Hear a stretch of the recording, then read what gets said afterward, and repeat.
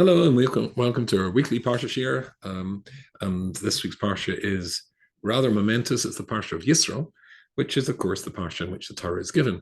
We'll be thinking if there is a coincidence between those two facts in just a second. Let's dedicate the share, as we normally do, to the people who need. At the moment, we're dedicating for people who need a refuah shalema. So that would be Oria Chaim Ben Chana Yehudis, the little boy waiting for the lung transplant, Rafal Chaya transplant, Rafal Chai Ben Sora, who is busy fighting an infection or something that they're trying to get to the bottom of. He should have a first name as well.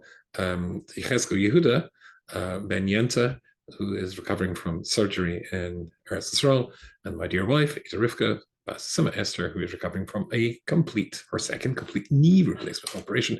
All four should have a refuah shalema. If you would like to have the share dedicated to somebody because they need a refuah shalema, or for a zichorin for somebody's yahrzeit, or to celebrate, much happier, to celebrate a bar mitzvah, a wedding, or some other simcha, please let me know at askrabbiyyy.com. YY at askrabbiyyy.com.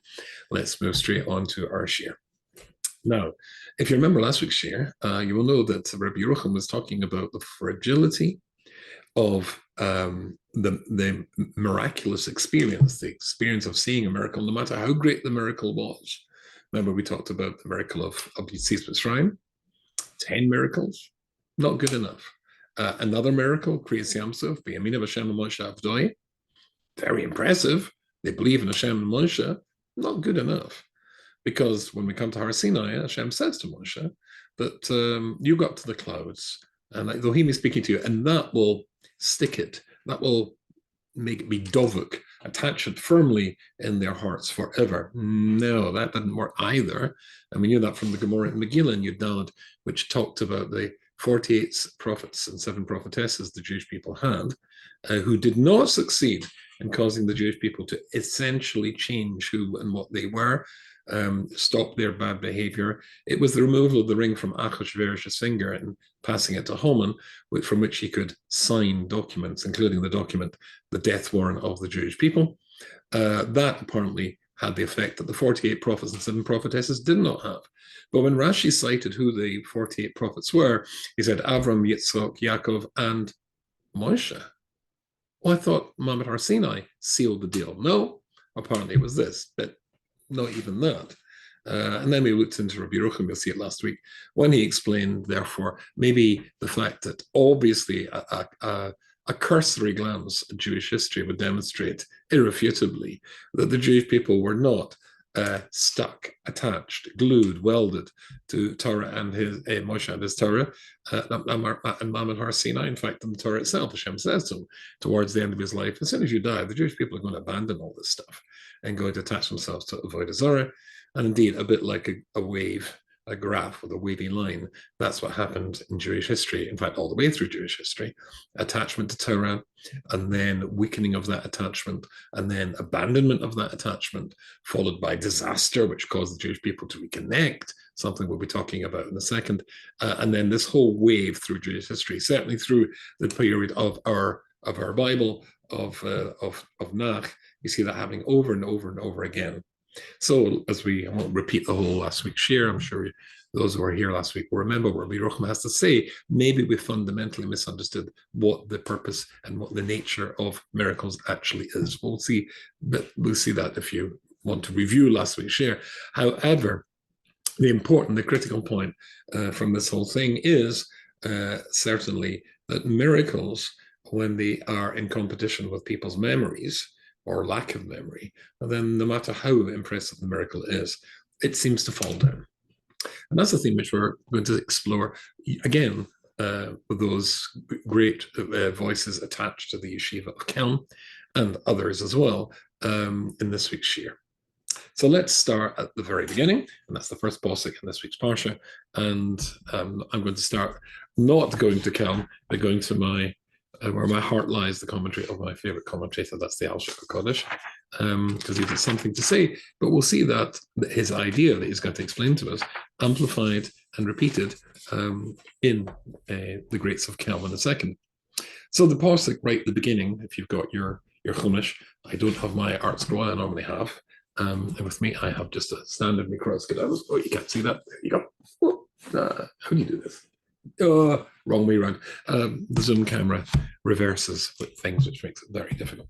Anyway, Vayishma Yisro Kohen Midian.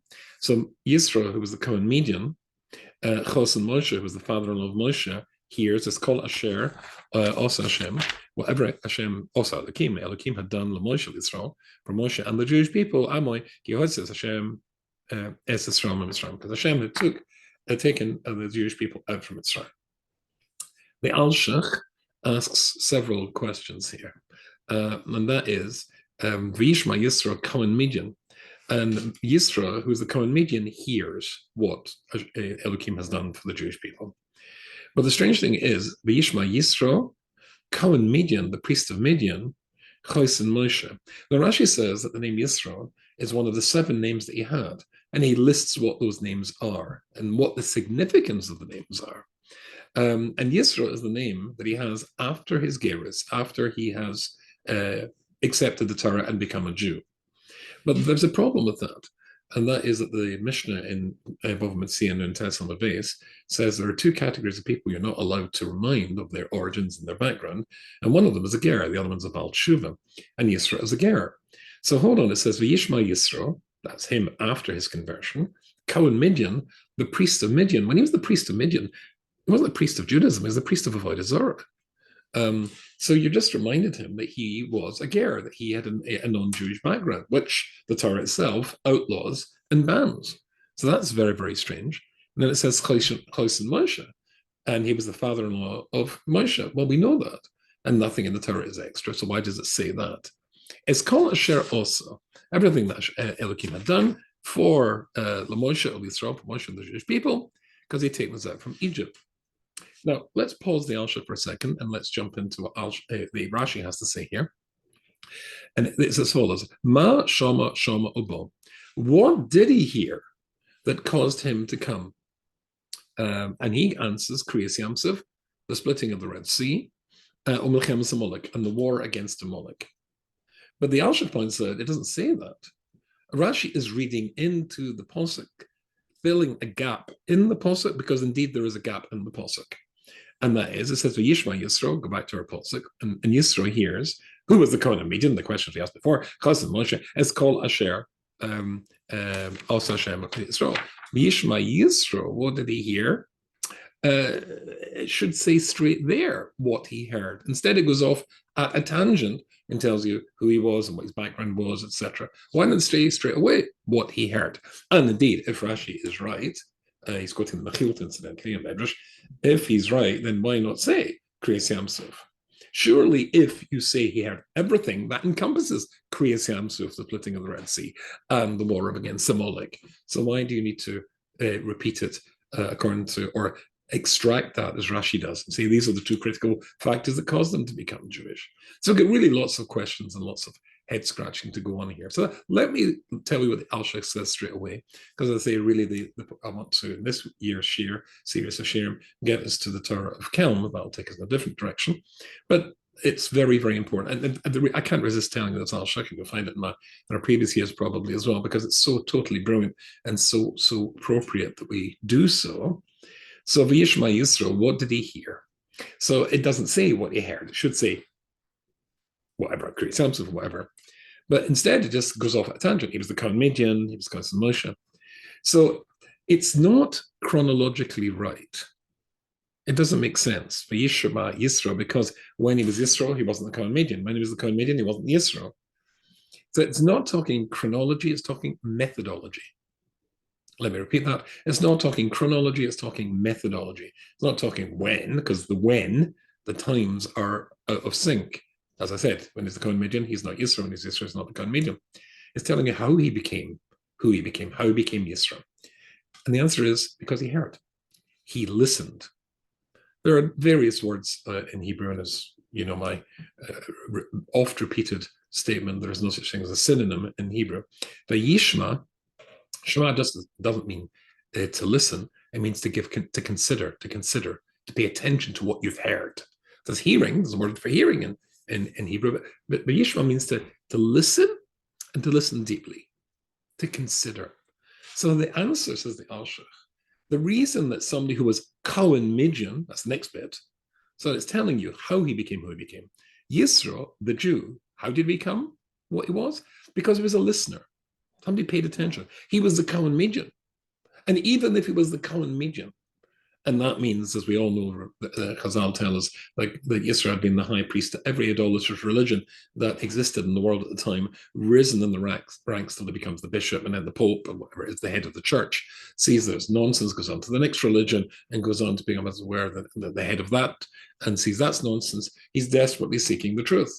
So he pays attention. He's somebody who listens. And despite having been a Kohen Midian, then he's on to become Yisro. And again, a rule I'm sure I've shared with you before from Rabbi Desta, if you mentioned in the Torah you were a great person, you might have been a great bad person or a great person, a good person. And Yisro was certainly one of the latter. And so how did he become that great person? Because he was a listener. He pays attention. And Choshen Moshe, there's one other factor, says the Alshach, which allowed him to make that jump, that leap. And that is he had a teacher, Choshen Moshe.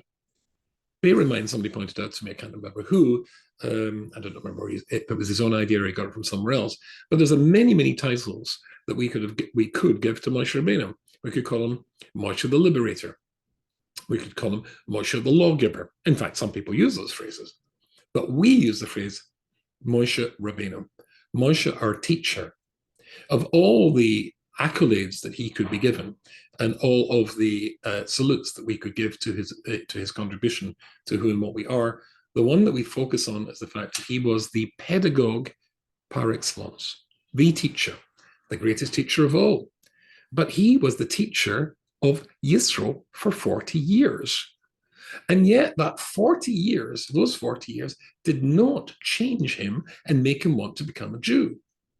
What does make him want to become a Jew is not just everything that God did to the Jewish people, the 10 plagues, etc., which is contained in Es Kol, which God had done to the Egyptians.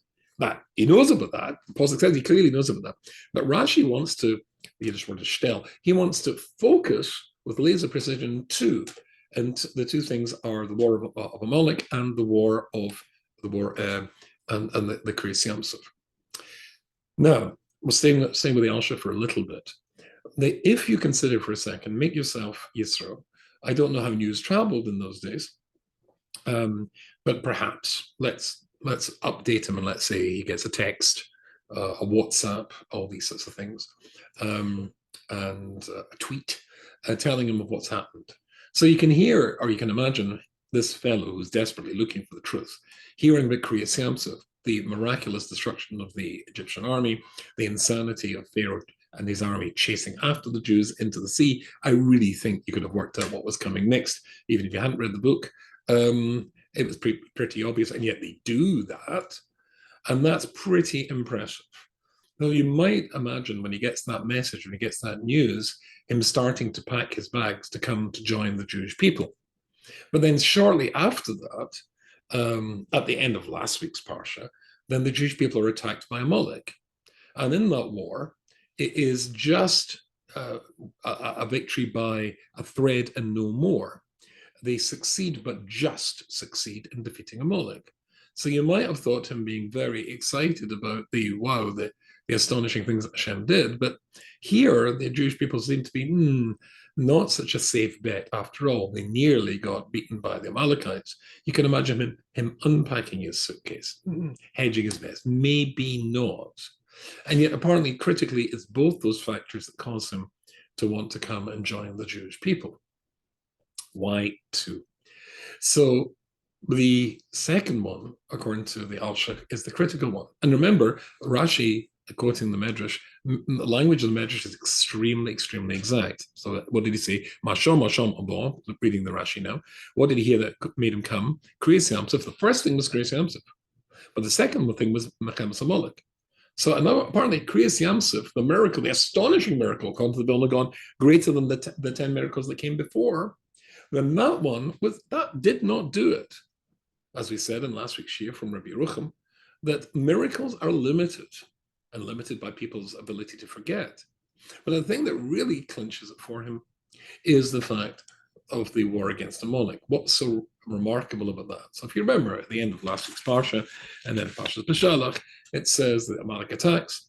Moshe gets Yisro to select an army, and they go out to fight. He doesn't lead the army himself. Often he does, but not now.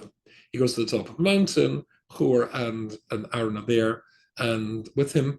And when he holds up his hands, they're successful. The Jewish people are successful. When he puts his hands down, can't keep his hands up, then the Jewish people are not successful. But this is not hocus pocus. This is not magic, Harry Potter stuff. It means when he puts his hands up and directs their thoughts when they're looking at him, think of Hashem.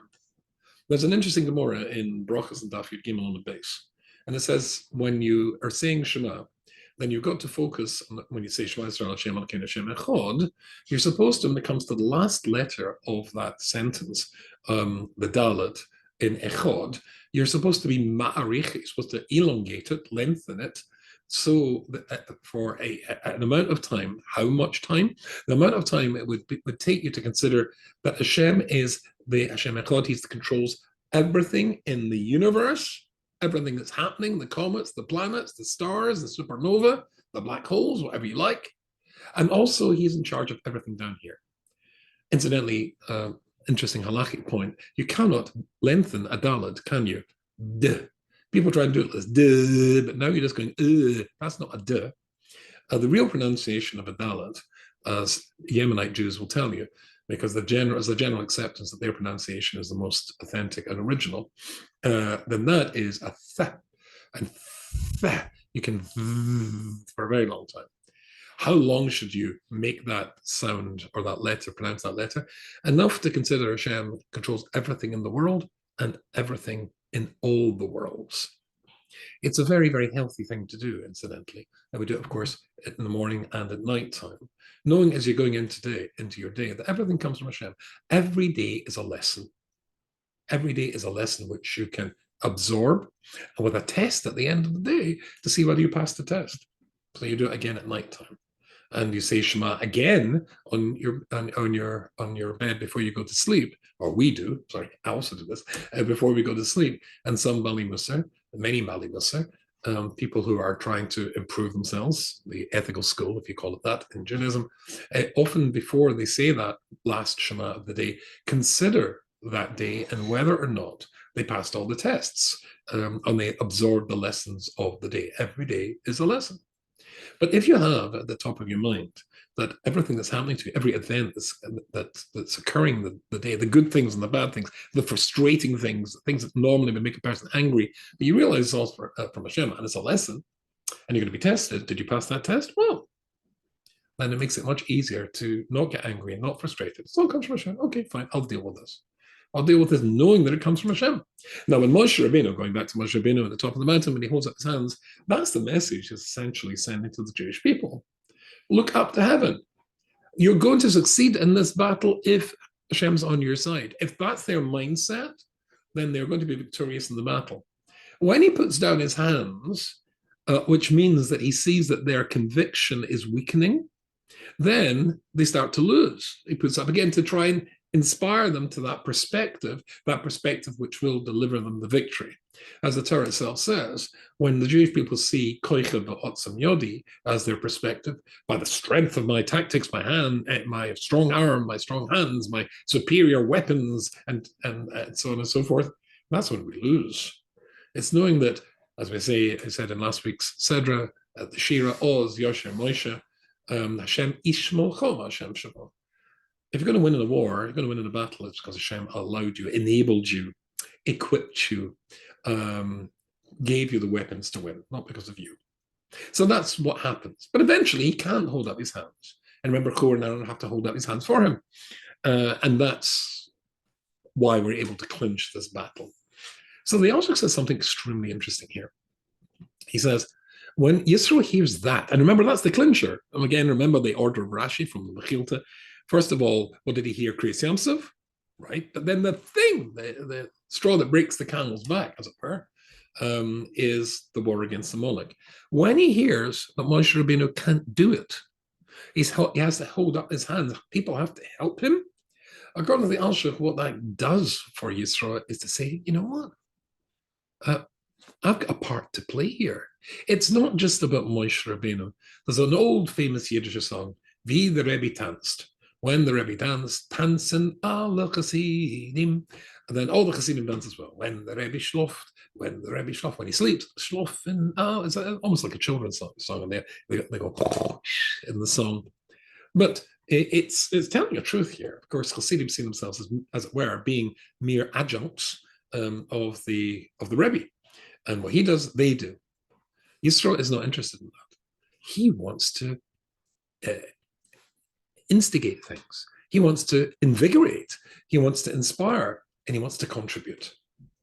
And therefore, when he hears that it's not all about Moshe, Moshe can't do this, then he says, oh, there's a part for me to play here as well.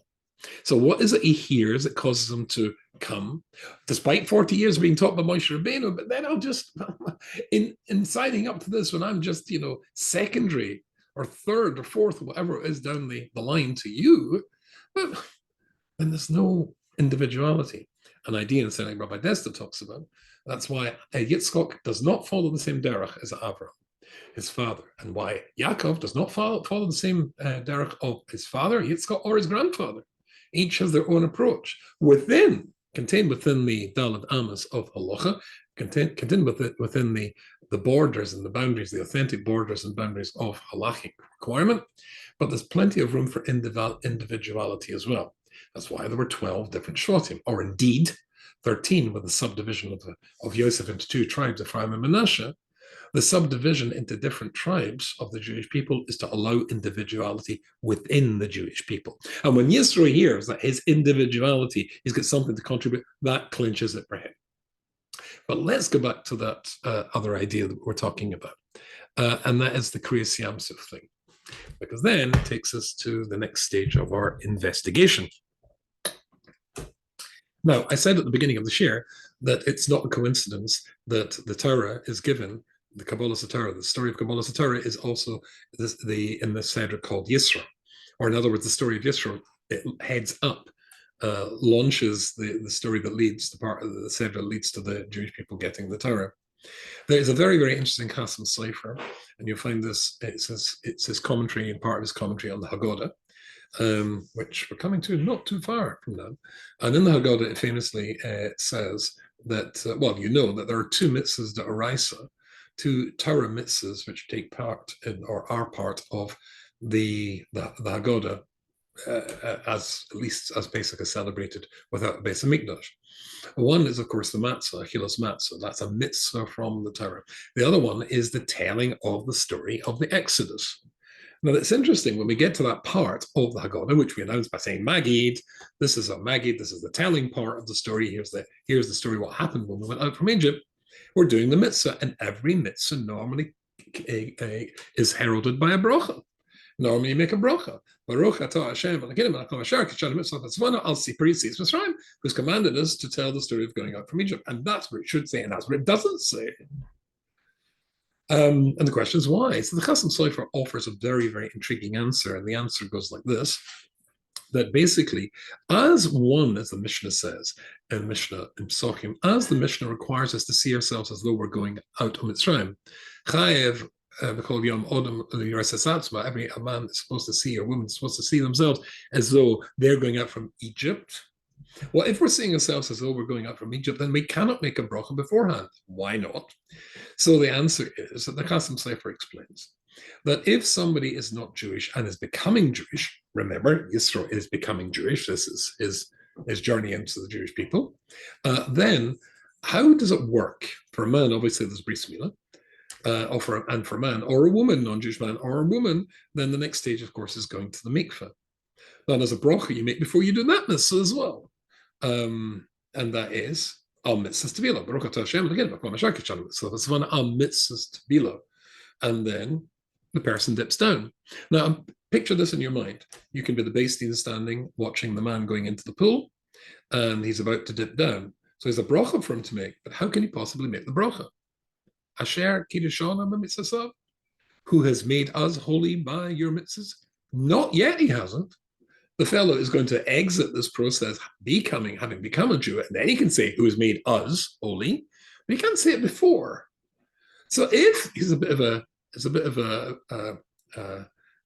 vicious cycle, this one is a tricky question to answer. How can he possibly say, "I'm commanded by the mitzvahs" before he's commanded by the mitzvahs? And yet, it's only when he does this mitzvah is able to become somebody who can say that. And the answers are how we get around this problem. He dips down once, plump. And then he comes up and then he makes the blessing, and then he dips down another 2 times. It's only after you become Jewish that you can actually make the brocha. And says the Chasam Sofer, that's the exact same story with the mitzvah of telling the story of Yisro Mitzrayim.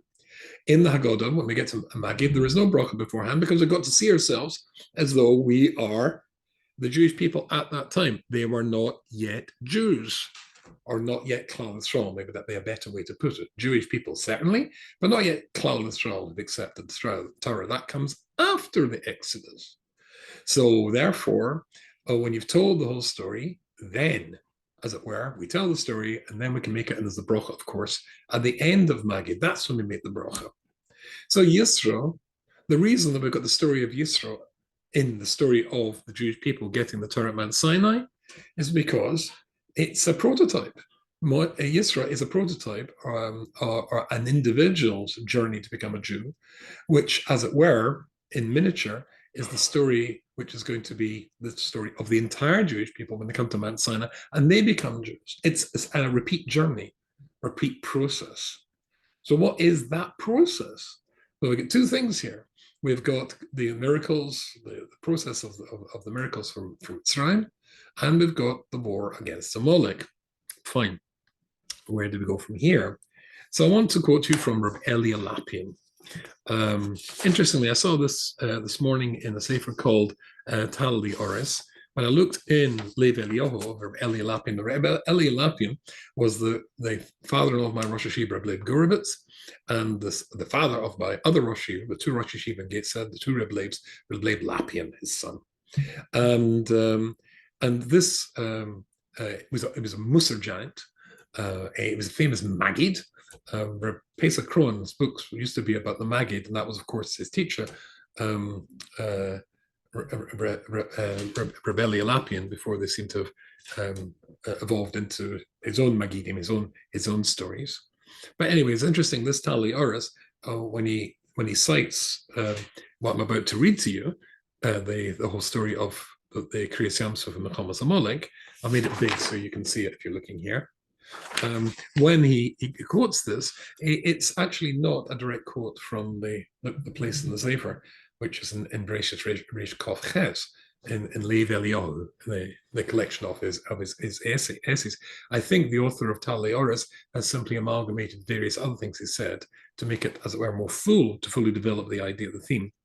Again, Rebellia didn't write Lev Eliyahu, it was written by others. And so I think the Tal Oris is probably, if I dare say this, improved the writer by adding other aspects to make it a different, a more full account. So let me read to you what he says.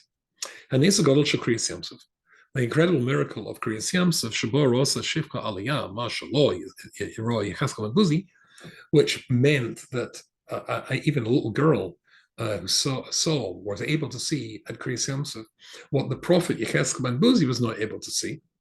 In Yeshua Kedila Ora Es Rotzen, there's the Pech El Am Hashem Yisrael is Gar. Or therefore, that means that event had the ability to awaken within the Jewish people a desire to become Megair, just like we just said by Yisro. When he heard about Kriyas Yamsuf, he wants to become Jewish. But there's that other bit as well, remember? We'll come back to that in a second. But then he asked the question we asked, or the Alshik asked, but therefore, what was there about the war of Amalek that was so critical? Why is that, as it were, the thing that's the machma patish, as they say in Hebrew, the final hammer blow, the final finishing touch to that process? Sha'aras beYisroi, because of Tachas Kanti Shkina. They're not saying that he actually wants to complete the process. So, I'll miss out a little bit. Let's see, there's a good place to go. Oh, so he says a very, very interesting thing. Kama kaifrim, he says, Olam, mitzias yamenu tachiach. If you're looking to find out what it is about Muhammad Moloch that made, clinched the deal for Yisro, he says you can see this. Incidentally, Rebbe Lapin lived in London for a long part of his life. You can see that from a phenomenon we see in our days. And what are our days, he explains. Kama kaifrim Yudaim and Mufasamim. There were many Jews who were totally secular, totally atheist, should call diglu b'shitosam bekfirosam, and their whole flag, their whole banner, their whole lifestyle was a complete denial of the Torah and everything they had to say. That they started to change their position after and start to believe in Hashem after Dafka Achar Mechemes Olam Hashenis, after the Second World War. Now, this is before my time, so I could think of this as being 1967. That was the 6-Day War, and that was the beginning of the Tshuva movement. But Rebellia, I think, is talking about even before then. So there were many well-known, he doesn't say who they are, many well-known characters, and perhaps in England, whose atheism, agnosticism, or indeed atheism, changed as a consequence of the Second World War. Now that sounds counterintuitive. Surely many Jews after the Second World War said, how could God let that happen, and became atheists? He says, no, there's another track going in the opposite direction. And that was the following. That when it became known, the appalling, the mind-boggling, the industrial scale of the hatred and destruction of the Jewish people, the gas chambers, the crematoria, the medical experimentation, the 1 million Jewish babies gassed, etc., etc. When the degree of cruelty became known, then these people, they said to themselves,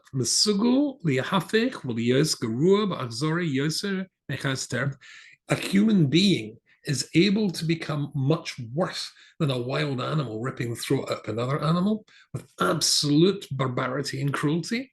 Well, look, when a predatory animal kills another animal, it eats it. There is a positive purpose, but the destruction of the Jewish people provided them with no positive purpose. Torturing people gives you no positive purpose. It was just how terribly cruel animals that eat other animals do it for they need to eat, not killing them per se. After all, the religion of Nazism, and essentially it was a denial of the religion of the Jewish people. There's a famous letter from Hitler, which he says, it's true we are barbarians. This is an honored title to us. The Jews inflicted 2 wounds in the bodies of humanity, circumcision in its body and conscience in its soul. These are Jewish inventions. The war between these 2 people alone is the war, the Germans and the Jews. This idea of conscience, of morals, of ethics, the Nazis wanted to wipe that away, and indeed succeeded. And look what was the consequence. So much for the ridiculous nonsense about religion being responsible for more suffering than anything else in history. Nonsense. As in the 20th century, more human beings were killed than the whole of human history in combination. The 30 Years' War, etc., etc. It was a lack of God. All the wars, or almost all the wars of the 20th century, were wars of not fought for religion, not communist wars, the communist slaughter of tens of millions of people. That was not because of God. The Germans, not because of God.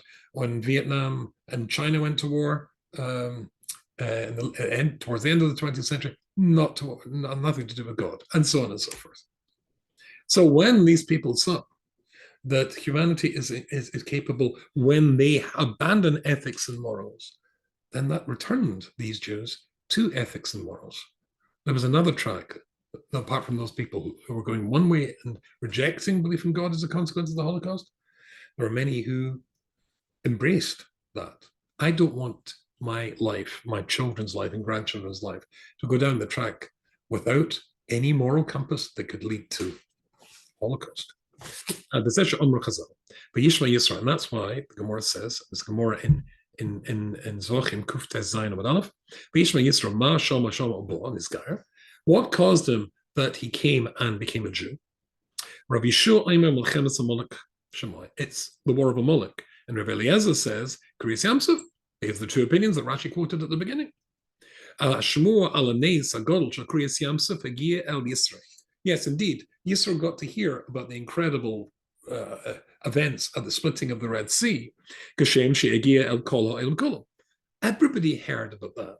And we all know Chazal say that all water, all bodies of water, even cups and glasses of water, then they split in two. A miraculous phenomenon. The whole world got to know about it. The kings, the Emirates, and all over the world got, if they had a glass of water, it wasn't a phenomenon of splitting the Red Sea. All water in the world split in two. People said, "What's this all about?" And eventually they got to hear what it was, what the source of this was. But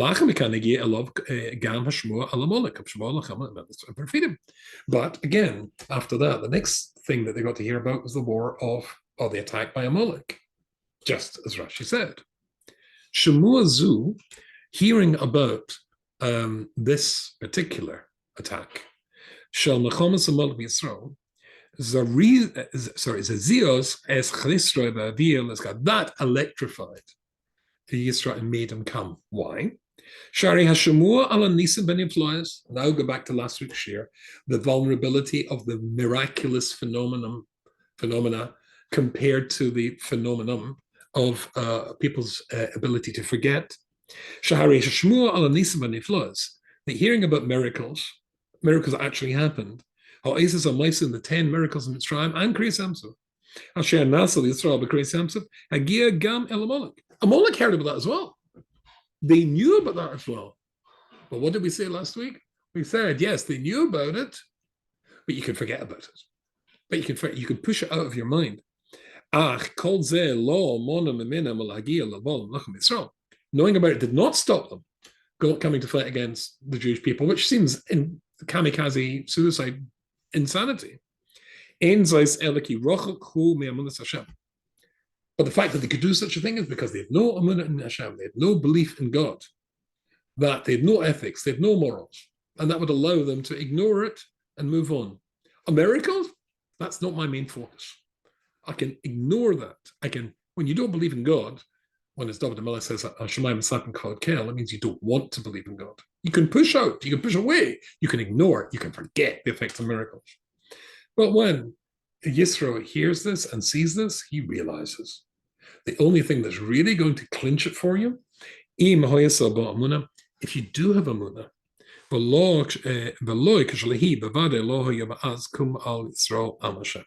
the only way he's going to get that is if he attaches himself to Klal Yisrael.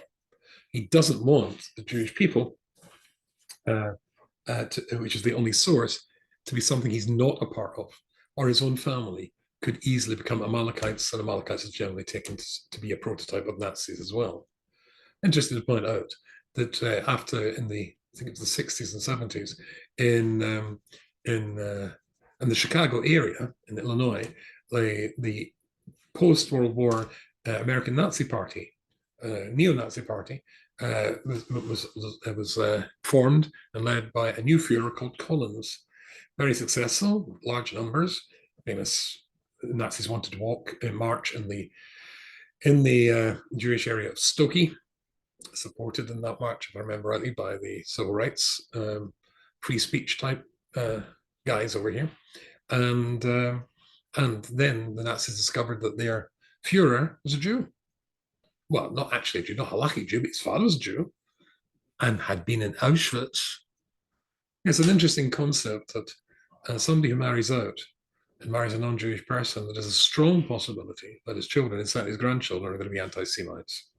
It's an interesting thing to be willing to contemplate, and as a Jew, that your children are going to be Jew haters. Well, Yisro's not willing to contemplate that. The only way he's going to do this is if he becomes a Jew. When I was in Eretz Yisrael last week, I was given one of 2 volumes of the Torah of Reb Lipa Rabinovitz, or Rabinovitz. Reb Lipa Rabinovitz was the head of the Sifta of Manchester.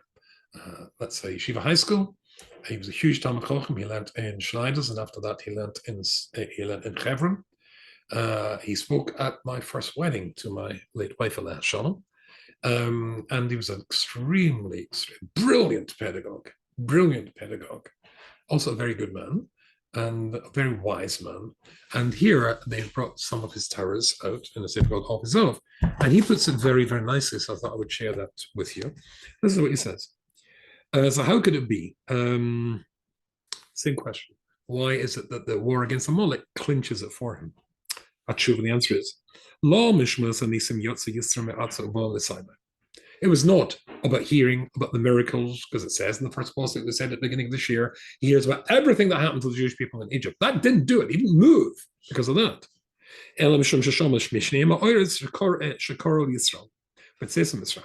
It's hearing about two events, the Hainu Kreis Yamsuf and Milchamas Amalek, just as we've been talking about. Shahari Tarti Desasri, which are two contradictory things. One is a victory and one is a near defeat.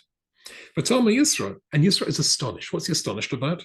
Is it conceivable that after Kriyas Yamsuf, the Ibid Kol Chil Mitzrayim and the destruction, the complete fall of Egypt, Miyad Achanes Gazeh, Hashem Keish Malchama, when there's a revelation in the world of God as a warrior who obviously is going to defeat anybody else, Yoba Amalek, the Malchama's negative Yisrael, that the Amalekites come and want to fight against the Jewish people, but the Pachim in Minakamas,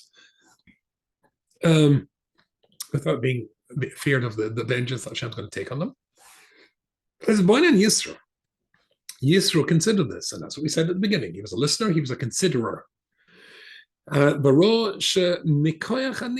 It's beautifully what we've been saying from Rabbi Yerucham, that he saw from the koyach, from the outcome, the effect of nisim, even great miracles like Yamsuf, the Yamsuf,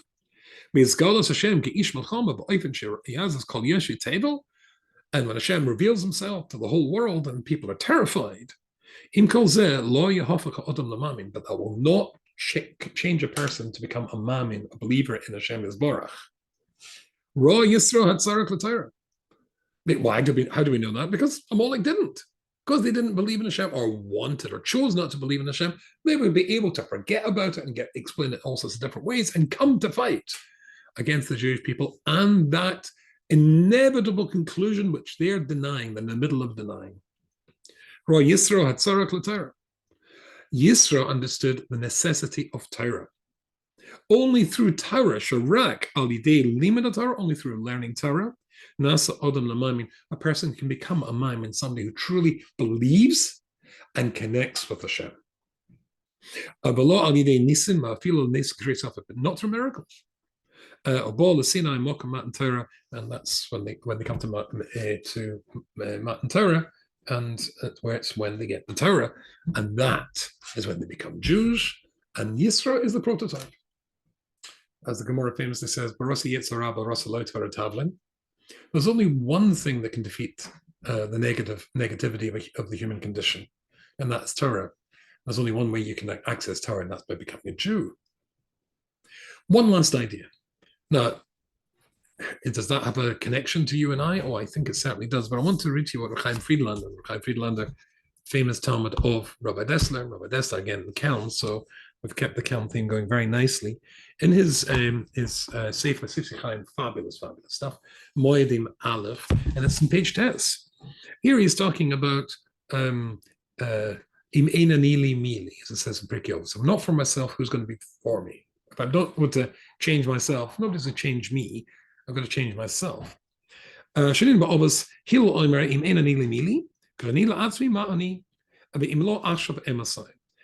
quotes Elul in Pirkei Avos, and it's Aleph and Yudalad if you're interested. If I'm not going to be for myself, stand up for myself, advance myself, who's going to? And if I am, what am I at the end of that?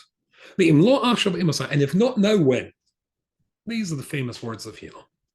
And Bir Hadover, the Shari Tshuva says, if a person doesn't shake himself up, then What help is it going to be? Brilliant sharing, brilliant advice, other people talking to you if you don't want to change. And I just said this 2 weeks ago. I'm afraid it's one of the few things I actually made up myself that's worthy of repeating. I can present evidence to open minds. I can't present evidence to open minds. If a person doesn't want to open their own mind, nobody can open it for them. And if they will open their mind, then I've got all the evidence in the world. Depends how you use the word open, adjective or verb. I can present evidence to open minds. The person's got an open mind. Can't present evidence to open minds. The greatest Musa in the world, the greatest Bali Musa, the Reb Eli Lapi, and whoever the great speakers are, most inspirational speakers, they're not going to change unless you want to change yourself. A person must never think that any change is going to come from outside him or her. Because if you hear something which is exciting, something which is inspirational and really could evocative and make you want to change, it's only a shalom aleichem, a key. You've been handed a key, but are you going to put it in the door, turn the lock, and open that door and walk through it? But you've got to take that inspiration and apply it to yourself. And change. And if not, I'm afraid the most brilliant shir, the most brilliant lecture, the most brilliant Musa Shmuz is not going to do anything for you. Even though if it inspired you in the day that you hear it, I feel even the most brilliant ideas in the world, most brilliant, inspiring, tear-jerking, tear-provoking stories, it will soon be forgotten from your. It will soon be forgotten, which is exactly what we said last week. But when you hear that and get that inspiration, then olam, therefore, olam hisara zu, that inspiration will soon be lost. Will soon be lost in Cain ma Allah. That's what you're supposed to do.